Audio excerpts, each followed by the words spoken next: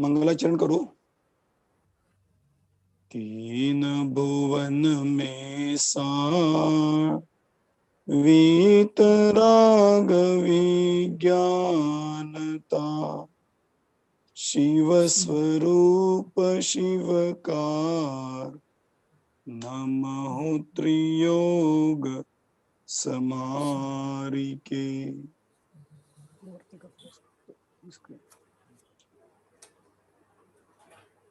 इतवार ये अपनी क्लास में श्रृंखला जो चल रही है तीन लोक के बारे में, उसमें हम पिछली बार चर्चा कर चुके थे तीन काल के बारे में। षटकाल परिवर्तन के अंतर्गत तीन काल की चर्चा चल रही है और तीन काल की चर्चा जैसे सुषमा सुषमा, सुषमा सुषमा दुष्मा, इन कालों की चर्चा सामान्य रूप से या विशेष रूप से हमने की। उसमें हम देख रहे थे कि भोग भूमि के जीव अपने भोगों को जब से जन्मते हैं और जब तक आयु खत्म नहीं होती तब तक निरंतर भोगते रहते हैं। और उन भोगों की चर्चा हमने सुनी तो कुछ लोगों को ऐसा लगा भी होगा कि इन्हें हम एक बार तो कम से कम भोग भूमि में जन्म ले लेवे। जैसे हर एक की जिंदगी में इच्छा होती है कि यदि चांस मिल जाए तो हमें फॉरेन की ट्रिप तो जरूर करनी है। ऐसे ही कोई लोग सोचते होंगे कि यदि चांस मिल जाए तो हमें भोग भूमि में तो अवश्य जाना है, वहां के भोगों को अवश्य भोगना है और उन भोगों को भोगते हुए अपना जीवन व्यतीत करना है। क्यों ऐसा लगा तो होगा आपको, और लगा होगा तो अब आप सुनना कि यदि वहां पर जो भोग हमने भोगे थे और उन भोगों को भोगे थे मतलब पूर्व काल में तो हमने भोगे ही है, लेकिन शास्त्र के माध्यम से जो हमने सुना तो हमारी इच्छा जागृत हुई कि हमें भी ऐसी गति, ऐसी स्थिति, ऐसी सामग्री अवश्य मिले। लेकिन यह सोचने की बात है, यदि आगम के परिप्रेक्ष्य में इसको हम सोचे, थोड़ा चिंतन करें, तब पता चलेगा कि क्या इन भोगों को भोगने में सुख है, क्या इन भोगों को भोगते हुए हमें सुख की प्राप्ति होती है, क्या हम आनंद का अनुभव कर सकते हैं। जो इन विषय कषायों में लिप्त होते हैं उनको तो निरंतर यही लगता है कि इसी में सुख है। यह राग आग दहे सदा, ताते समामृत सेये, चिर विषय कषाय, अब तो ज्ञान निज पद बेई। चिर भजे विषय कषाय, अब तो ज्ञान निज पद बेई। सोचना, यह राग आग दहे सदा, इन विषय कषायों को भोगने में जीवों को जो आनंद मिल रहा है, क्या वो आनंद है कि दहकने वाली राग है। सोचना, वास्तव में मोक्ष की कल्पना छड़ाला में निराकुल सुख की अपेक्षा से की है। इन भोगों को भोगते हुए कभी भी जीव सुखी नहीं होता, आकुलता में इन विषयों को भोगता है। इन सांसारिक विषय सुखों का भोगना यह एकमात्र आकुलतामय ही होता है। बिना निराकुल सुख कभी सांसारिक विषय कषायों के द्वारा मिलता ही नहीं। अपने जीवन की एक भी घटना, एक भी कार्य निराकुल रूप से नहीं हो सकता। सोचना, मुझे भूख लगी तो आकुलता हुई, हमने खाना बनाना प्रारंभ किया, खाना बना रहे हैं तो बनाते समय भी किस प्रकार का बने, अच्छा बने कि बुरा बने, बहुत बढ़िया बनना चाहिए, बहुत टेस्टी बनना चाहिए, इस प्रकार की आकुलता बनी रही। चलो खाना बनाया, खाने के लिए बैठे, थाली में बहुत बढ़िया खाना परोसा, इससे काम चलेगा क्या? नहीं। तो खाना खाने की आकुलता उत्पन्न हुई, खाना खाना प्रारंभ किया, एक रोटी खत्म हुई तो दूसरी रोटी खाने की इच्छा उत्पन्न हुई। ऐसे खाना खाते खाते खाते भरपेट खाना खा लिया, स्वादिष्ट बना था तो और थोड़ा ज्यादा ही खा लिया। जब खाना ज्यादा खा लिया तो फिर विकल्प उत्पन्न, अरे भाई ये हजम होगा कि नहीं, हजम करने के लिए हाजमोला लो, उसको खा के फिर उसको हजम करने की कोशिश करो। ये आकुलता बनी रही। फिर जैसे तैसे अन्य पदार्थों के माध्यम से खाया हुआ खाना पचाया तो फिर शाम के खाने का विकल्प, शाम के खाने की आकुलता उत्पन्न हुई, उसमें फिर लिप्त हो जाता है। मतलब इस संसार का कोई भी कार्य बिना आकुलता के नहीं होता। पैसा कमाने से ही लो, विद्यार्थी स्कूल में जाता है, साल भर पढ़ाई करता है, क्यों? क्योंकि एग्जाम अच्छी जाए इस आकुलता से परेशान होता है, इसलिए साल भर पढ़ाई करता है। परीक्षा देने का दिन आता है, उस दिन नहीं नहीं, पेपर बहुत अच्छे जाने चाहिए, पेपर बढ़िया जाना चाहिए, इस आकुलता को लिए वे एग्जाम हॉल में एंट्री करता है। एग्जाम के लिए पेपर मिल जाता है, बेंच पे बैठा है, पेपर मिल गया, उत्तर पत्रिका मिल गई, हाथ में पेन लिया, तो भी विकल्प बना रहता है कि मुझे तो सब पेपर लिखना है। पेपर लिखना प्रारंभ किया तो उस प्रश्न का जवाब लिखते समय यह विकल्प बना रहता है कि कुछ छूटे नहीं। जैसे तैसे 3 घंटे में हमने पेपर खत्म किया। खत्म करने के बाद फिर आकुलता प्रारंभ हुई, अरे पेपर तो मैंने लिखा, लेकिन मुझे कितने परसेंटेज मिलेंगे? अच्छे परसेंट मिलने चाहिए। इस आकुलता से आकुलित होता।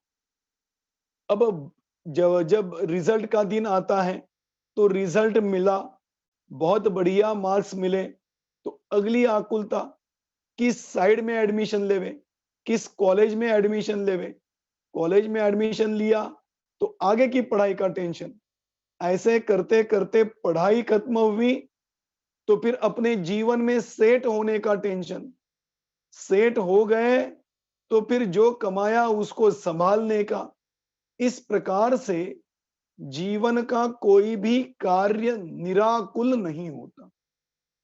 जीवन का नहीं, हर विषय कषायों को, हर इंद्रियों के विषयों को भोगने का जितना भी विकल्प है, इंद्रियों को भोगने के विषयों की आकुलता उस जीव को पूरे जीवन भर बनी रहती है।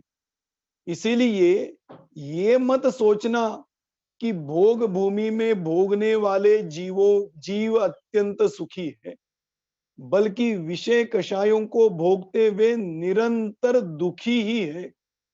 यदि दुखी नहीं होते तो एक बार विषय कषाय को भोगने के बाद विकल्प खत्म होना चाहिए ना, फिर दोबारा उसको भोगने की इच्छा, तिबारा उसको भोगने की इच्छा। ऐसी आकुलता इन विषयों को भोगने में निरंतर बनी रहती है। इसीलिए भोग भूमि का काल इतना बड़ा है। पहले तो हमने देखा था, पहला काल 4 सागर का, फिर 3 सागर का, फिर 2 सागर, 2 कोड़ा सागर का।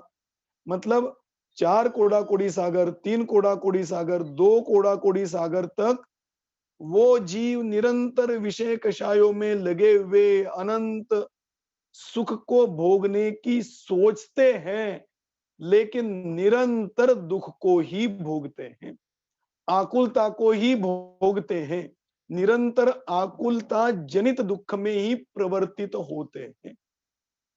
इसलिए ये मत सोचना कि भोग भूमि में विषय सुख मिले तो जीव सुखी है, बल्कि वहां पर निरंतर दुखी ही दुखी है। इसीलिए हमने जो यह भोग भूमि के स्वरूप को समझा कि कल्प वृक्ष के नीचे बैठे तो बढ़िया खाना मिल गया, कल्प वृक्ष के नीचे बैठे तो बढ़िया बंगला मिल गया, कल्प वृक्ष के नीचे बैठे तो बढ़िया कपड़े मिल गए। इस प्रकार की चर्चा करते हुए हम ये सोचते हैं कि वास्तव में कितना बढ़िया है, कितना सुखी है। बल्कि ये सुख नहीं, दुख ही है। यदि कोई ऐसा माने कि वहां पर सुख है, तो यह उसकी मिथ्या भ्रांति है। उदाहरण आता है, टीचर बच्चों को पढ़ा रही थी। पढ़ाते समय टीचर ने बच्चों को पढ़ाया कि अरे, ये जो नशीले पदार्थ हैं, शराब आदि पदार्थ हैं, ये बड़े ही शरीर की हानि करने वाले हैं, दुख को देने वाले हैं। यह हमेशा जीवों को परेशान करते हैं, नशे में रखते हैं। इसलिए इनसे हमें हमेशा परावृत्त होना चाहिए, इससे दूर रहना चाहिए। तो उसने कहा एक प्रैक्टिकल करके बच्चों को दिखाते हैं।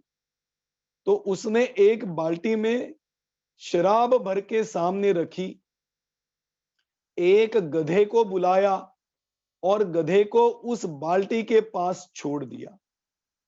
गधे को तो बहुत भूख लगी थी, बहुत प्यास लगी थी। गधा बाल्टी के पास पहुंचा, उसने सूंघा और वापस उल्टे पांव चला गया। टीचर ने बच्चों को पूछा, बच्चों बोलो इससे आपको क्या समझ में आया? एक लड़के को खड़ा किया और बोला, इस घटना से तुमने क्या समझा?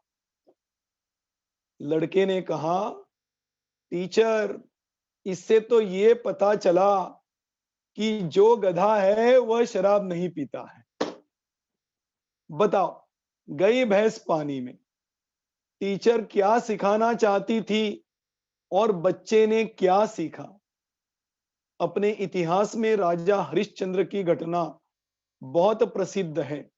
सत्यवादी राजा हरिश्चंद्र, आपने भी कई बार सुनी होगी, नहीं सुनी हो तो यूट्यूब पे सुन लेना। मैं तो उसका उदाहरण देके मात्र मूल बात बताना चाहता था कि राजा हरिश्चंद्र था, उसके सपने में एक ऋषि आए, उसने सपने में उस ऋषि को अपना राज्य दिया। दूसरे दिन वास्तव में ही ऋषि सामने आए, उन्होंने कहा तुमने सपने में मेरे को राज्य दिया है। फिर बताया कि इसलिए राज्य मेरा हुआ, अब आगे मुझे दक्षिणा दो। तो अब राजा के पास कुछ बचा नहीं था, तो उसने स्वयं को बेचा और उनकी दक्षिणा दे दी। उसने किसको बेचा? तो एक कसाई था, उसको बेच दिया। अब ऐसी बहुत सारी दुर्घटनाएं उसके जीवन में घटती गई। भले ही दुर्घटनाएं कहीं घटती गए जाए, तो भी उसने सत्य बोलना नहीं छोड़ा। उसके बाद घटना घटते घटते इस दुर्घटनाओं में एक दुर्घटना यह घटी कि उसका पुत्र मर गया। पत्नी उस पुत्र को जलाने के लिए स्मशान में लेके आई और उसने कहा, राजा हरिश्चंद्र ने, भले ही ये मेरा पुत्र है, लेकिन यहां पर यदि जलाना हो तो इसका टैक्स देना पड़ेगा, उसके बिना जलाया नहीं जा सकता। ऐसी पूरे जीवन में उसकी दुर्घटनाएं घटती गई। जो राजा था जो राजा था रोडपति बन गया, उसके पास कुछ बचा नहीं, उसकी पत्नी के पास कुछ बचा नहीं, एक पुत्र था वो भी मर गया। ये सब दुर्घटना मात्र सत्य बोलने में ही उसकी चली गई। अंत में जब वो सब घटनाएं घटी, तो वो ऋषि प्रसन्न हुए, उन्होंने उसका राज्य वापस दिया। ये सब घटना जब बताई और एक लड़के को पूछा कि बोलो बेटा, इस कहानी से तुमको क्या समझ में आया? लड़के ने कहा, टीचर इससे तो ये पता चलता है कि अपने जीवन में कभी सत्य बोलना नहीं चाहिए। जो सत्य बोलेगा उसको ऐसी ही दुर्घटनाओं का सामना करना पड़ेगा। बोलो, गए भैंस पानी में।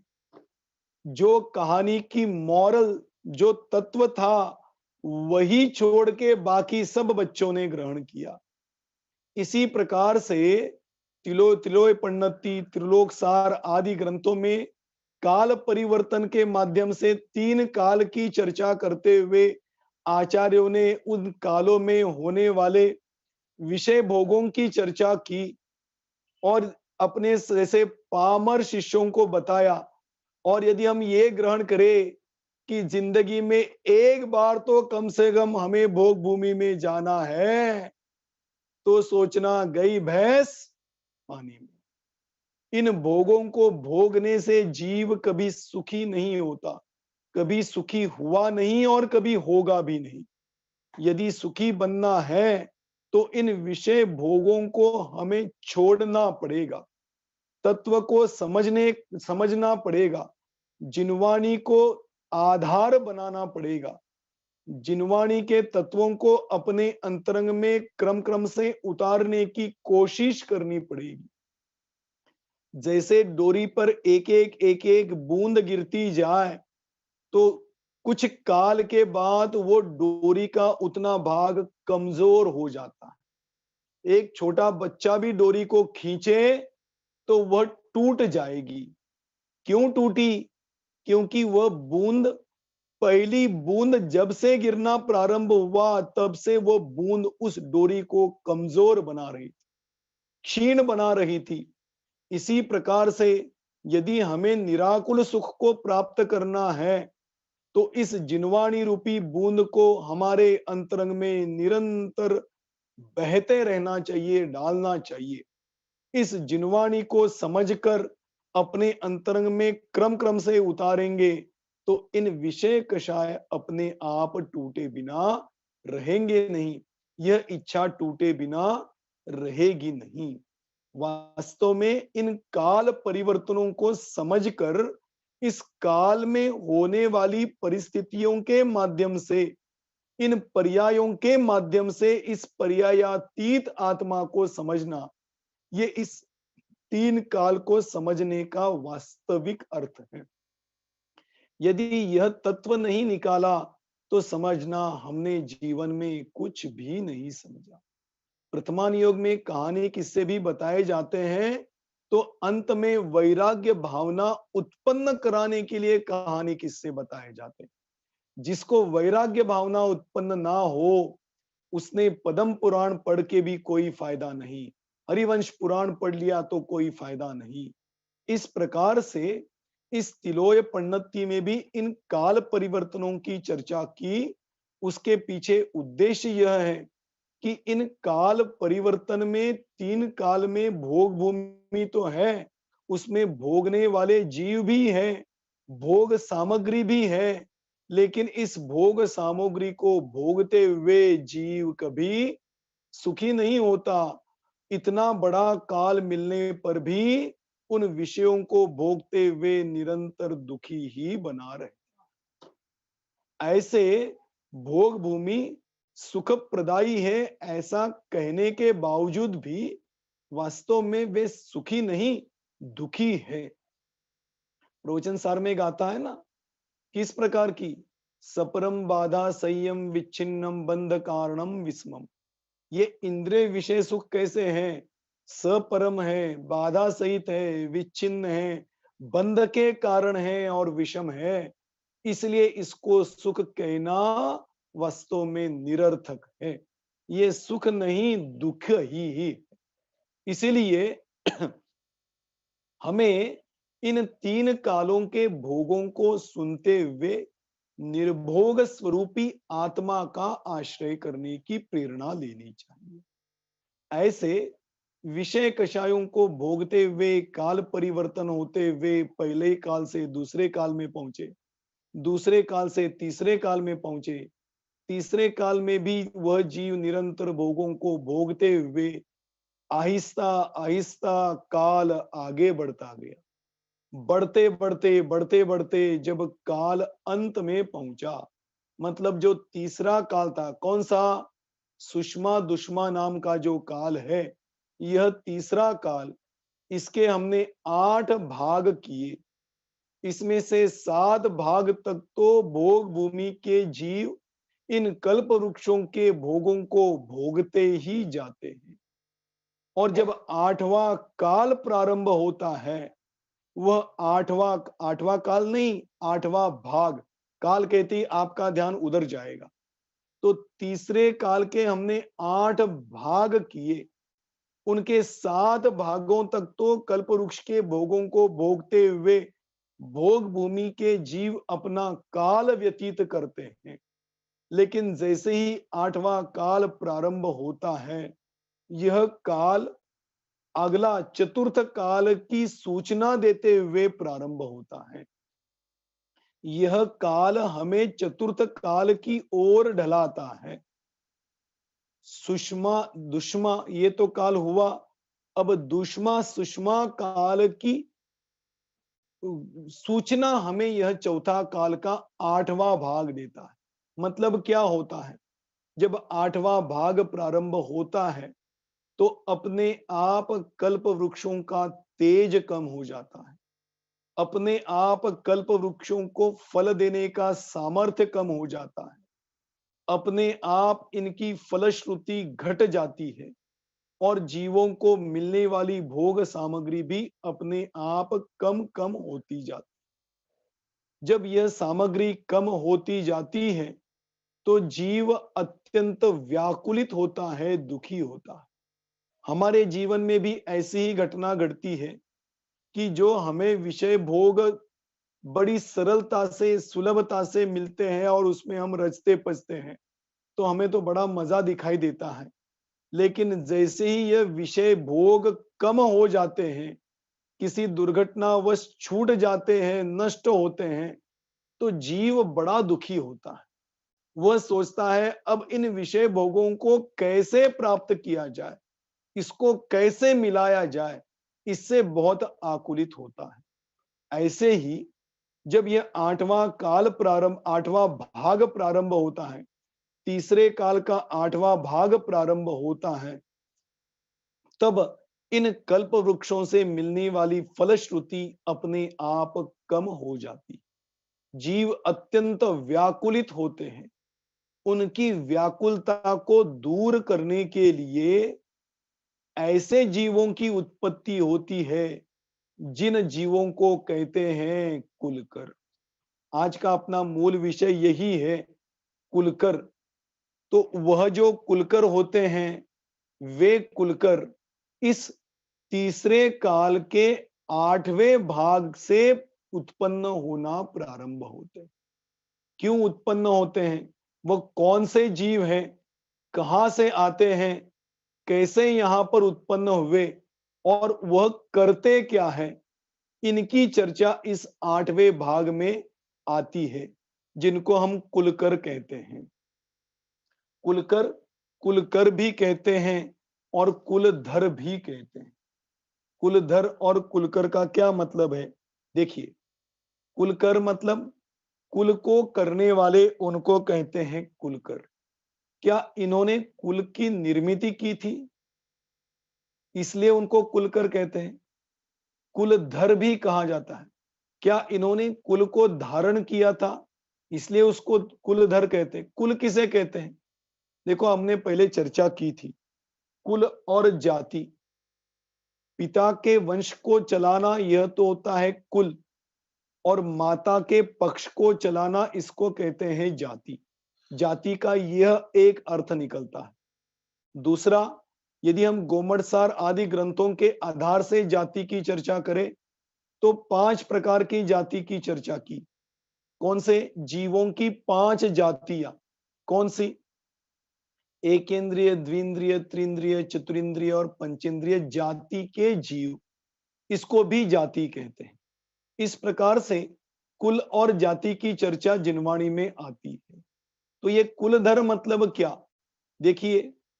इन कुलकरों से जब जीवों की निर्मिति होती है तो वह निर्मिति फर्क पड़ती जाती है।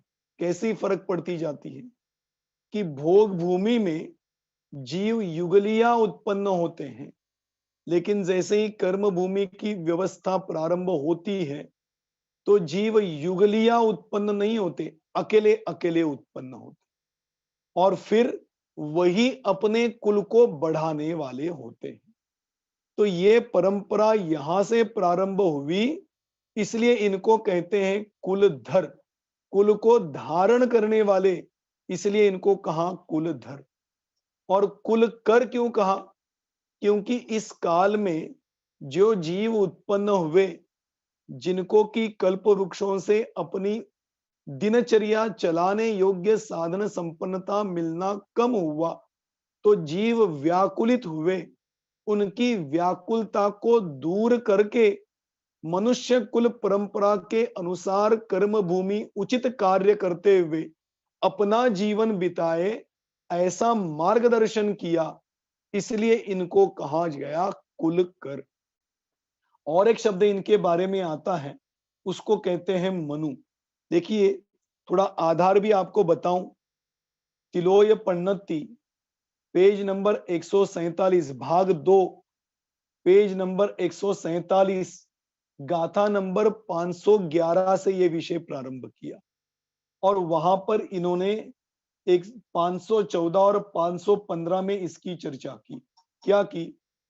अपने योग्य श्रुत को पढ़कर कितने ही राजकुमार आयु क्षीण हो जाने पर भोग भूमि में अवधि ज्ञान सहित मनुष्य उत्पन्न होकर अवधि ज्ञान से और कितने ही जाति स्मरण से भोग भूमिज मनुष्यों को जीव जीने के उपाय बताते बताते हैं। इसलिए ये मुनिंद्रों के द्वारा मनु कहे जाते हैं। इनको मनु भी कहते हैं। क्यों? क्योंकि मुनिंद्रों के द्वारा इन्होंने मन के माध्यम से जीवों के मन में उत्पन्न होने वाली आकुलता को शमन किया, इसलिए इनको मनु भी कहते हैं। आपने शब्द सुना है मनुस्मृति।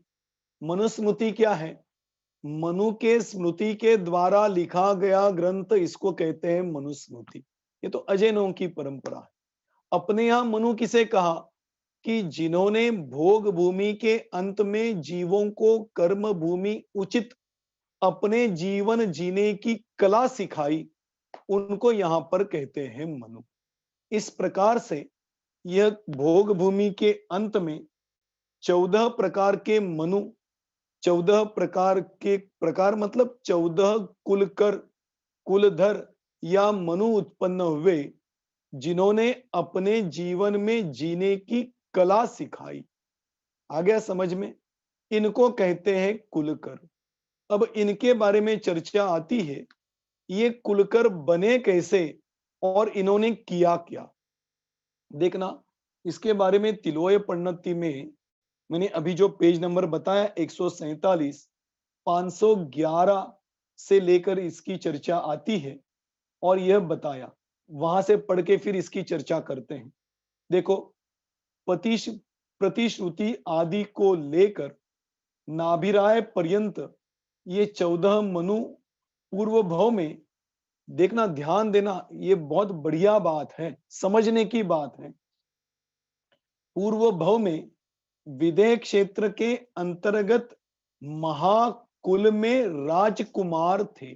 किनकी चर्चा कर रहे हैं? कि नाभिराय आदि जो 14 कुलकर है, जिनकी चर्चा हम आगे करने वाले हैं, वे 14 कुलकर पूर्व भव में विदेह क्षेत्र में बहुत बढ़िया राजकुमार रूप में पैदा हो गए थे।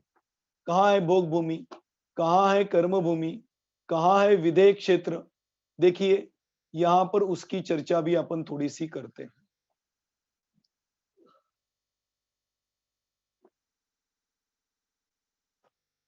देखिए, आपके स्क्रीन पे आया होगा, क्या है ये देखिए, आपके सामने दिखाई दे रहा है।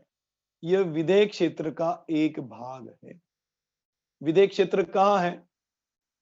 जम्बू द्वीप में भरत क्षेत्र से आप प्रारंभ करते हैं तो बीच वाला जो हिस्सा है उसको कहते हैं विदेह क्षेत्र। उसकी चर्चा हमने पहले भी सामान्य रूप से की है। उस विदेह क्षेत्र की आपके सामने दिखाई दे रही है, यह एक नगरी है। यह आपके सामने है। यह नगरी क्या चीज है? पर्वत, नदियां और क्षेत्र के माध्यम से यह विदेह क्षेत्र की एक नगरी की रचना होती है। ये आपको ब्राउन कलर में, चॉकलेटी कलर में दिखाई दे रहा है ना, ये यहाँ का एक पर्वत है। इस पर्वत का नाम क्या है? इन सब की चर्चा जब हम विदेह क्षेत्र की चर्चा करेंगे तब करने वाले। यह पर्वत और ये दो नदियां, इन दो नदियों से एक विदेह क्षेत्र की नगरी की रचना होती। दिखाई दे रहा है ना? जैसे हमने भरत क्षेत्र की चर्चा करेंगे तो एक आर्य खंड और 5 म्लेच्छ खंडों की चर्चा आती।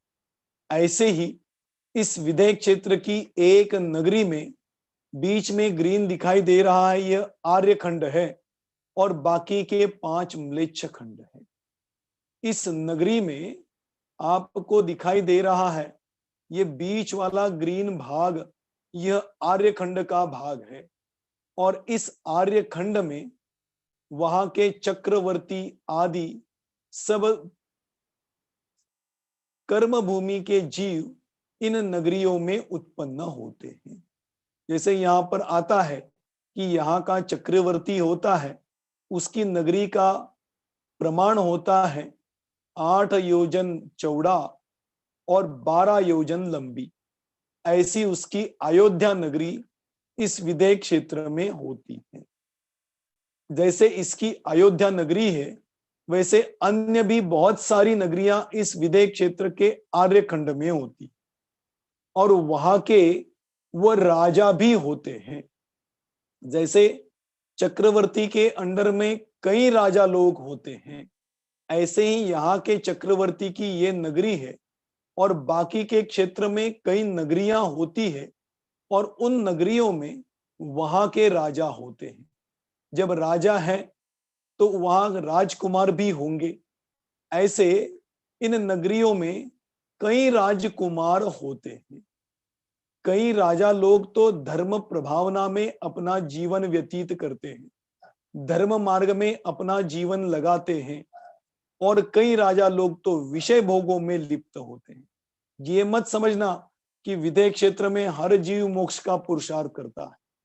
वहां पर भी विषय कषायों में लिप्त होने वाले राजा लोग तो होते ही और कई राजा लोग तो वहां पर मोक्ष मार्ग में भी अपना पुरुषार्थ करते हुए अपना जीवन व्यतीत करते हैं। ऐसे इस विदेह क्षेत्र की नगरी में ये जो दिया ना अभी कि विदेह क्षेत्र के अंतर्गत महाकुल में राजकुमार थे। कौन? वे सब मनु या कुलकर इस विदेह क्षेत्र की अलग अलग नगरी में, यह एक नगरी है। ऐसे एक विदेह क्षेत्र में ऊपर 8, नीचे 8 और दूसरी दिशा में 8 और 8, ऐसी एक विदेह क्षेत्र में 32 नगरियां होती है और इन 32 नगरियों में कई राजा होते हैं, कई राजकुमार होते हैं। तो ये जो कुलकर करके उत्पन्न होने वाले हैं वो इस विदेह क्षेत्र की इस आर्यखंड की नगरी में राजकुमार बन के उत्पन्न होते हैं। पूर्व की चर्चा है, फ्लैशबैक में जाइए कि फ्लैशबैक में ये इस विदेह क्षेत्र के राजकुमार थे। उन राजकुमारों ने किया क्या जिसके कारण वो भोग भूमि में कुलकर बन के पैदा हुए? देखिए दूसरी गाथा में बताया, संयम, तप, ज्ञान से संयुक्त पात्रों को दानादि देने में कुशल, अपने योग्य अनुष्ठान से युक्त तथा मार्जव आर्जव आदि गुणों से संपन्न वे सब पूर्व में मिथ्यात्व भावना से भोग भूमि की आयु बांध कर पश्चात जिनेन्द्र भगवान के पाद मूल में चायिक सम्यक्त्व धारण करते। वे जो यहाँ के राजकुमार थे वे बड़े ही सुशील थे, धर्म भावना से ओतप्रोत थे, अपनी दिनचर्या इस धर्म मार्ग में लगाने वाले थे और ऐसी दिनचर्या में संयम में, तप में और ज्ञान में संयुक्त ऐसे जो हमारे मुनिराज होते हैं, ऐसे इस विदेह क्षेत्र के आर्यखंड में होने वाले मुनिराजों को निरंतर दान देने में तत्पर रहते थे। अपनी दिनचर्या में षट आवश्यकों का तो पालन करते ही थे, सदाचार का तो पालन करते ही थे, लेकिन उन मुनिराजों को दान आदि देने में हमेशा तत्पर रहते थे और उनको दान आदि देकर अपने चित्त को प्रसन्न बनाते थे। ऐसे राजकुमार उन दानादि देने के फलस्वरूप, लेकिन ध्यान रखना एक शब्द का प्रयोग यहां पर है, मिथ्यात्व भावना से। दानादि क्रिया तो की, लेकिन यहां पर सम्यक्त्व को अभी धारण नहीं किया, और बिना सम्यक्त्व को धारण किए वे आयु कर्म का बंध कर लिया। देखना, ये आयु कर्म और गति कर्म, ये दोनों बड़े जंबल करते हैं जीवों को। गति किसे कहते हैं और आयु किसे कहते हैं? आपने सुना भी होगा कि गति कर्म का बंध होता है और आयु कर्म का भी बंध होता है।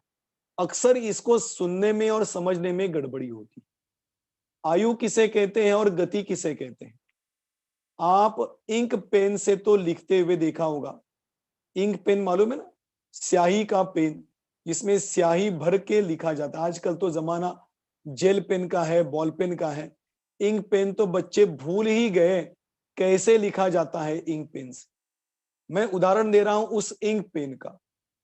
इंक पेन है, जब तक पेन में स्याही नहीं भरी जाए तब तक पेन से लिखा नहीं जा सकता, और जब तक पेन में स्याही नहीं हो लिखेगा नहीं। भरोगे तो पेन लिखना प्रारंभ करेगा। यही फर्क गति और आयु में है। गति मतलब इंक पेन और आयु मतलब उसकी स्याही।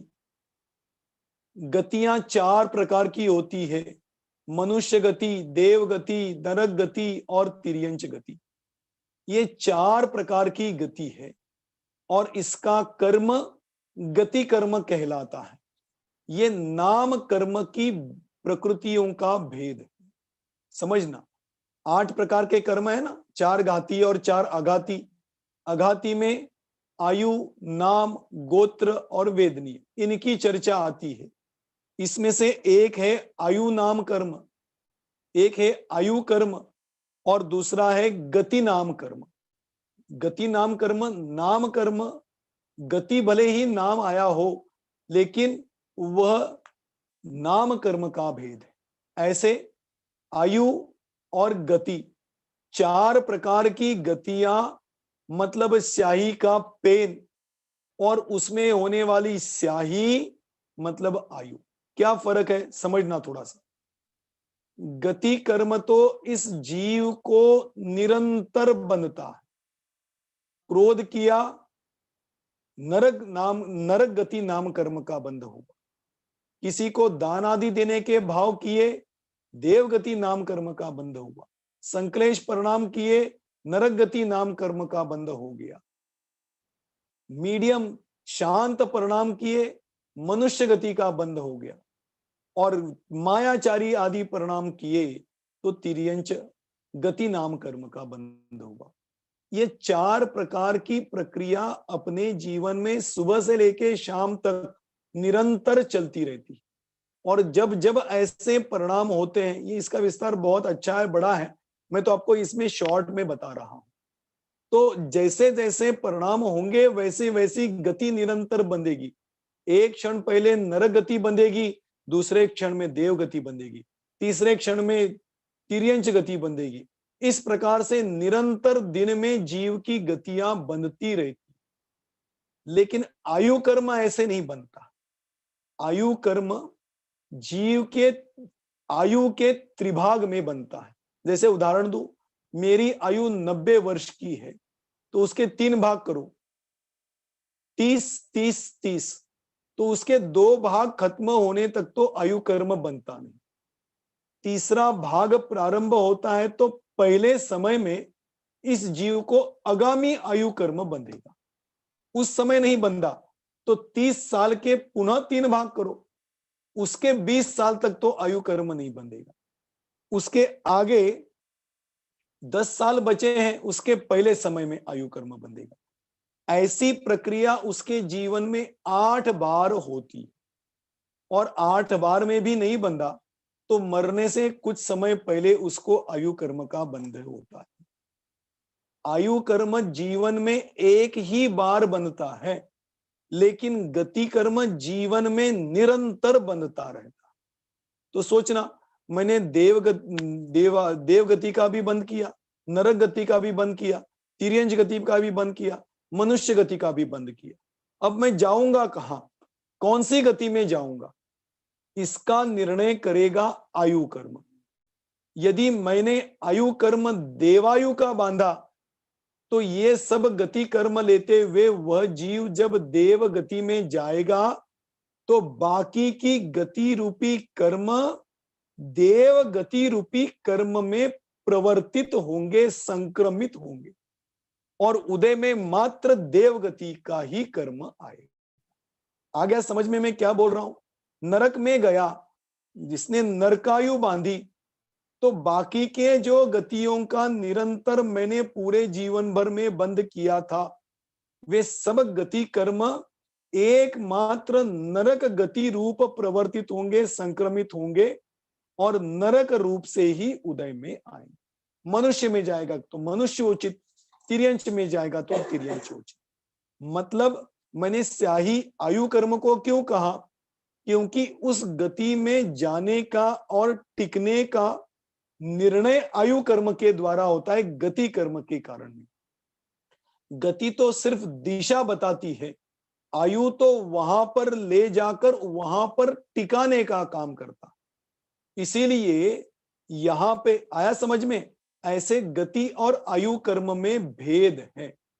तो यहां पर हम चर्चा कर रहे हैं, यहां के जो राजकुमार थे उन्होंने भोग भूमि योग्य मनुष्य आयु का बंध कर लिया और फिर भोग भूमि में वो चला गया। क्यों चला गया? कि उसने विदेह क्षेत्र के मुनि राजों को आहार आदि देने के उज्जवल परिणाम किए, और ऐसे परिणामों के द्वारा उसको भोग भूमि के आयु का बंध हुआ। फिर उसने क्या किया, देखो आगे भी बताया, जिनेंद्र भगवान के पाद मूल में क्षायिक सम्यक्त्व ग्रहण किया। उसने फिर जिनेंद्र भगवान मतलब यहां पर इस विदेह क्षेत्र में उसने तीर्थंकर के समौ शरण में, विदेह क्षेत्र में समौ शरण भी होता है, वहां पे नगरियों में तीर्थंकर, जैसे सीमंदर, युगमंदर, आपने नाम तो सुने ना, तो वो इस विदेह क्षेत्र की भूमि में होते। देखिए ये इस प्रकार से वहां पर तीर्थंकर का समौ शरण लगता है, और उस तीर्थंकर के समौ शरण में ये तो मालूम है ना कि समौ शरण इस भूमि के ऊपर 5000 धनुष ऊपर जाके लगता है, वो देवकृत होता है। उनकी चर्चा अपन बाद में करते हैं। ऐसे समौ शरण में जाकर तीर्थंकर के पाद मूल में वो क्षायिक सम्यक्त्व धारण, ये नियम है कि तीर्थंकर के पाद मूल में ही क्षायिक सम्यक्त्व धारण किया जा सकता। ऐसे वह जीव यहां आकर इन तीर्थंकर के पाद, ये सब सीढ़ियां वगैरह होती है, और इतनी सारी सीढ़ियां वो जीव एक क्षण में चढ़ लेता है, सब चर्चाएं हैं। ऐसे वहां जाकर क्षायिक सम्यक्त्व धारण करके कुलकर बन के इस भोग भूमि के 8वें भाग में उत्पन्न होता है। इस प्रकार से ये 8वें भाग में उत्पन्न होने वाले कुलकरों की पूर्व भव की चर्चा आती है। अब ऐसे पूर्व भव में जिसने भोग भूमि का बंध किया, वह कुलकर इस काल में उत्पन्न होते हैं। वे 14 होते हैं। वे कौन से 14 हैं, उनकी चर्चा अभी अपन यहां पर प्रारंभ करते हैं। 14 कुलकरों के नाम और उनकी चर्चा यहां पर अपन करते हैं।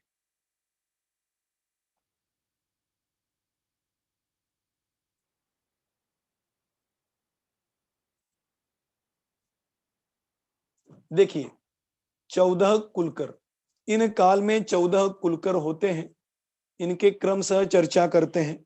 पहले कुलकर प्रतिश्रुति नाम के पहले कुलकर उत्पन्न होते हैं।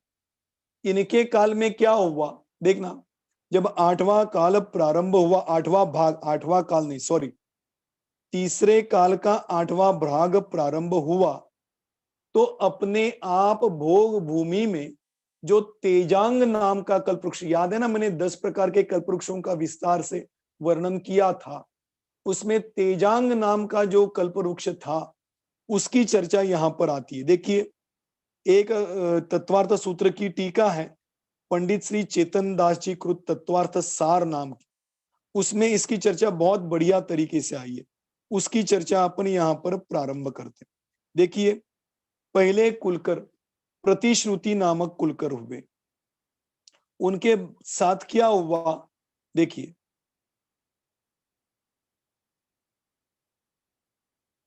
इस अवसर्पिणी संबंधी भरत क्षेत्र में आर्यखंड में तीसरे काल संबंधी पल्य का 8वां भाग शेष रहते काल योग से 10 प्रकार के कल्पवृक्षों से ज्योतिरंग कल्पवृक्ष की ज्योति मंद हो जाने से अपने आप उस काल में होने वाले जीवों को चंद्र और सूर्य दिखाई देने लग गए।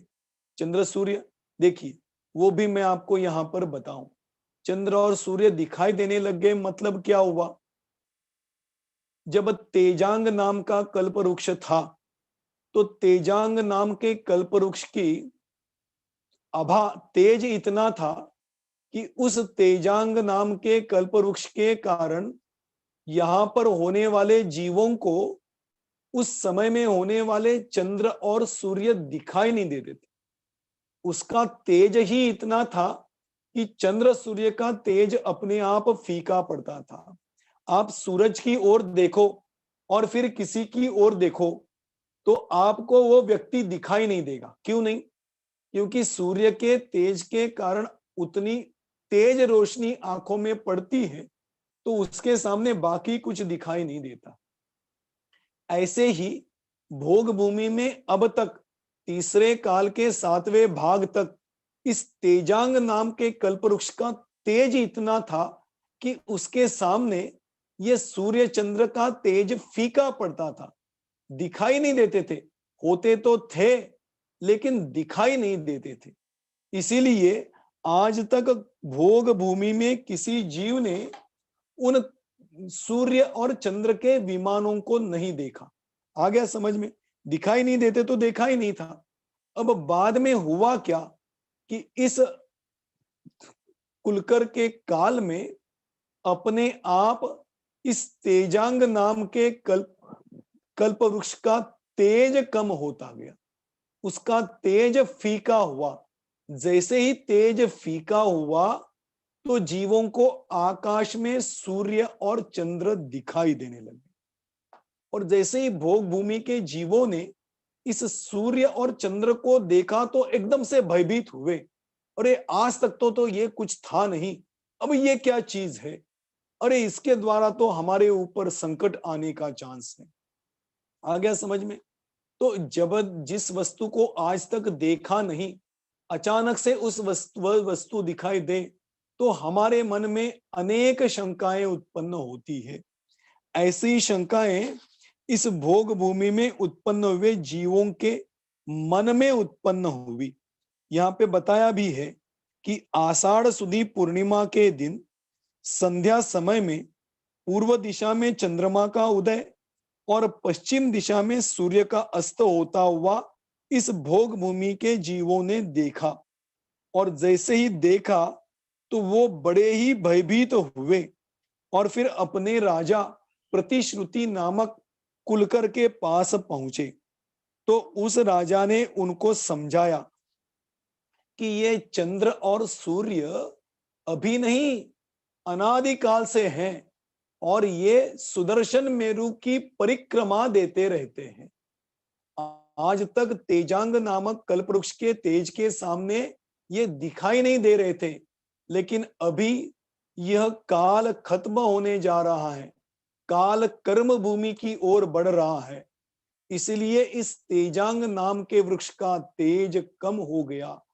इसलिए यह सब आपको सूर्य और चंद्र दिखाई दे रहे हैं और आगे कर्म भूमि में ये सूर्य चंद्र ही दिन और रात्रि का भेद करते हुए जीवों का जीवन यापन करने में निमित्त बनने वाले। इस प्रकार का उपदेश देते हुए प्रतिश्रुति नामक उस राजा ने उस प्रजा के उस भय को दूर किया। इस प्रकार लोगों को प्रतिबुद्ध करने के कारण उनको प्रतिश्रुति नाम पड़ा। इस प्रकार से यह प्रतिश्रुति नामक पहले कुलकर के काल में यह घटना घटी कि तेजांग वृक्ष का तेज कम होने के कारण इन्होंने उन जीवों को सूर्य चंद्र के द्वारा भयभीत होने से भय को दूर किया और उस भय से दूर करके जीवों को प्रतिबुद्ध किया। इसलिए इनका नाम प्रतिश्रुति नामक कुलकर पड़ा। कुछ काल व्यतीत हुआ, इनका जीवन यापन हो गया। ऐसे ही काल बढ़ता गया, बीतता गया, जीव अपना जीवन यापन करते रहे।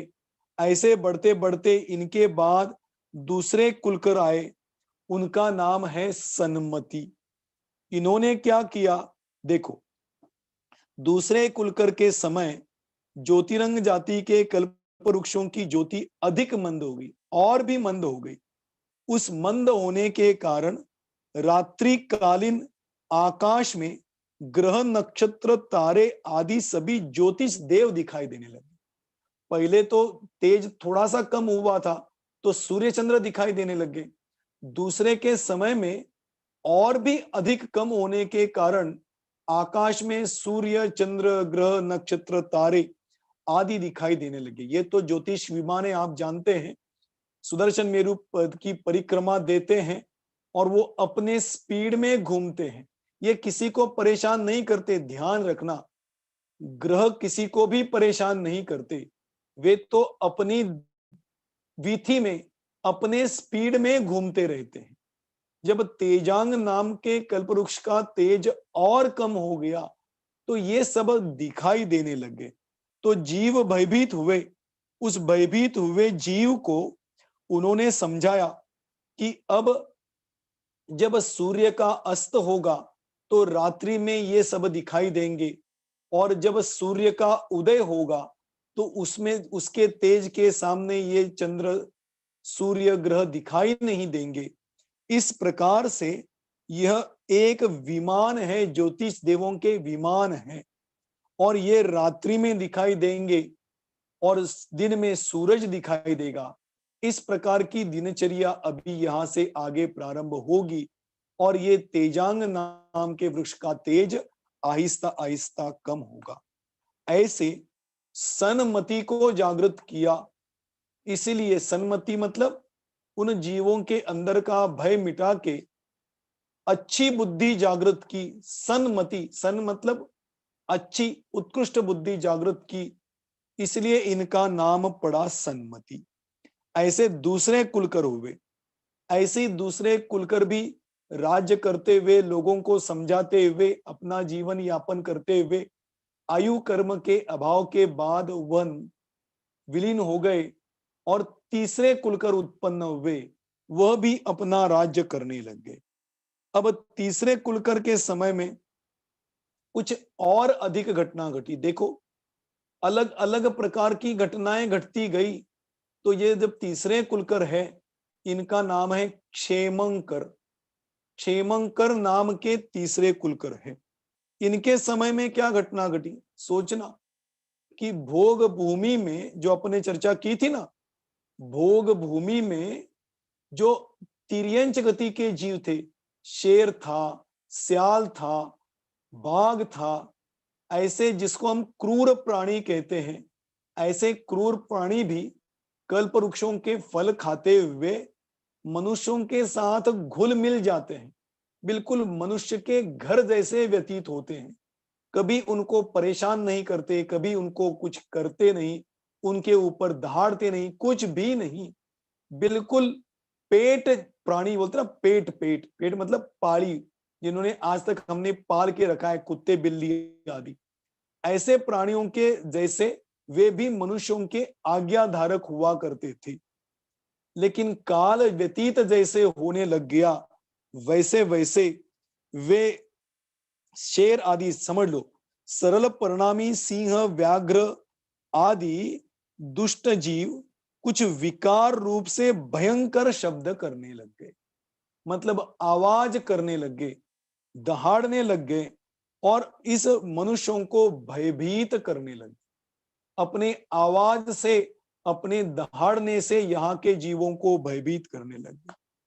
जैसे ही यह घटना घटी तो उस समय के मनुष्य भोग भूमि के जीव इन क्षेमंकर नाम के कुलकर के पास पहुंचे।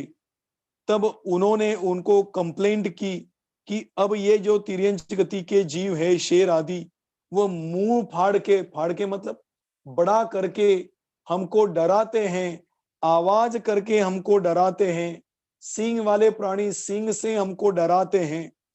भगवान, हम क्या करें? तब उस समय यह उन्होंने बताया, क्षेमंकर कुलकर ने बताया कि अब इन प्राणियों से आपको दूर रहना चाहिए, इनसे दूर, इनसे संगति को छोड़ना चाहिए।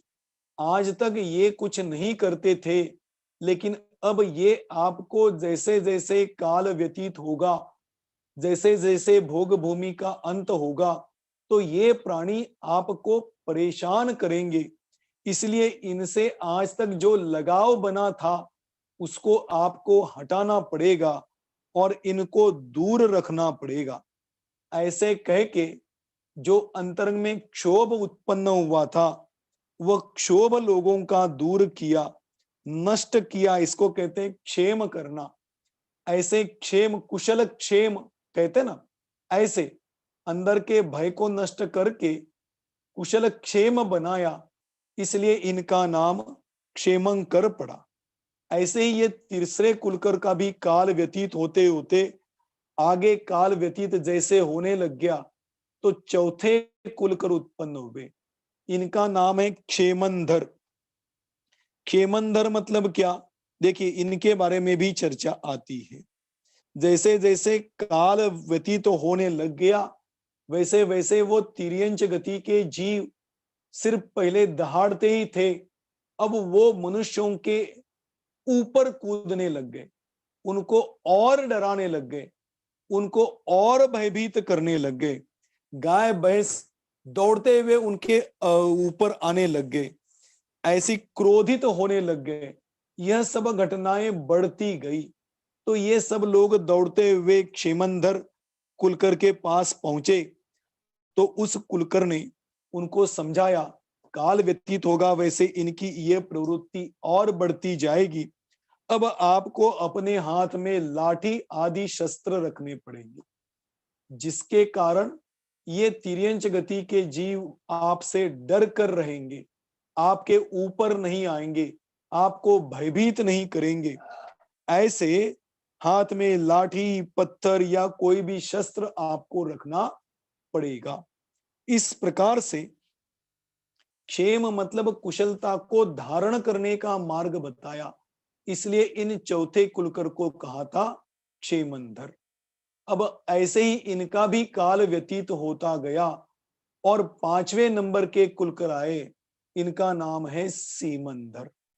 सीमंधर, देखिए, सीमा को धारण करने वाले, इनको कहते हैं सीमंदर। वो सीमंदर भगवान के बारे में ही है ना, सीमंदर पूजन में है उनका, सीमंदर भगवान अपनी सीमा में सीमित हो, फिर भी हो तुम त्रैलोक्य भूप। कि सीमंदर भगवान कैसे हैं? अपनी सीमा में सीमित है। इसी प्रकार से इन कुलकर ने क्या उपदेश दिया, इनके नाम से ही पता चलता है।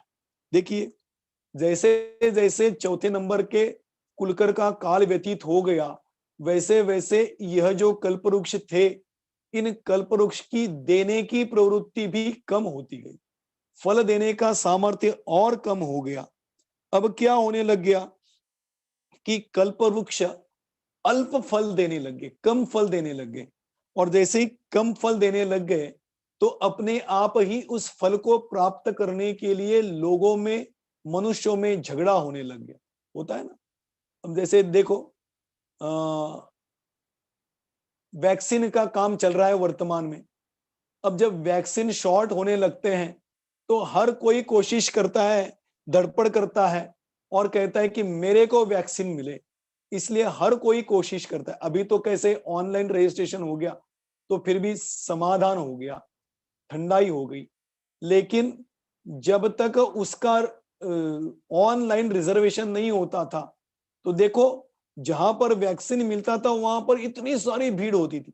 अरे मैं पहले आ गया, तुम कहां पहले आए, मेरा पहले नंबर है, झगड़ा होता था। इसी प्रकार से यहां पर भी कल्पवृक्ष फल कम देने लग गए तो लोगों में झगड़ा होने लग गया कि मुझे वो फल चाहिए, मुझे पहले ही चाहिए। इस प्रकार का झगड़ा बढ़ने लग गया। तो लोग इस राजा के पास पहुंचे और कहने लग गए कि भगवान, आप हमारे इन संकटों को दूर करो। तो उन्होंने कल्प वृक्ष की सीमाएं बांधी। इस एरिया में होने वाले कल्प वृक्षों के फल को इतने जीव भोगेंगे, इस सीमा में होने वाले कल्प वृक्षों को यही जीव भोगेंगे। जैसे भारत है ना, उसमें अलग अलग राज्यों की सीमाएं बांधी है।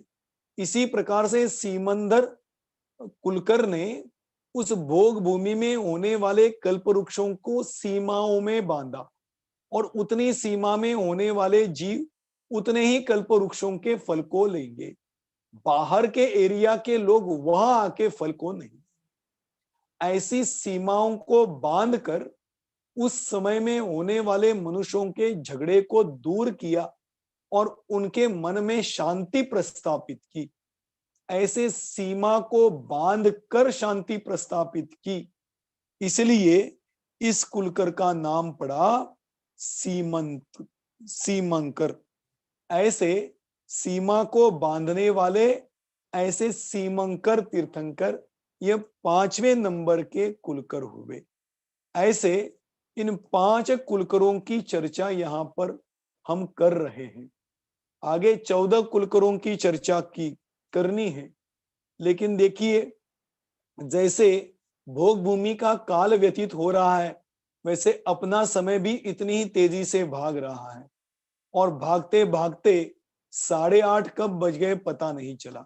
इसलिए आज का समय तो अपना खत्म हो गया। इसलिए आज हम 5वें कुलकर तक ही रुकते हैं। ऐसे तीसरे काल में 7 भाग होने के बाद 8वें भाग में ऐसे अलग अलग प्रकार की दुर्घटनाएं घटती गई, और उनका मार्ग उस समय में होने वाले कुलकरों ने बताया।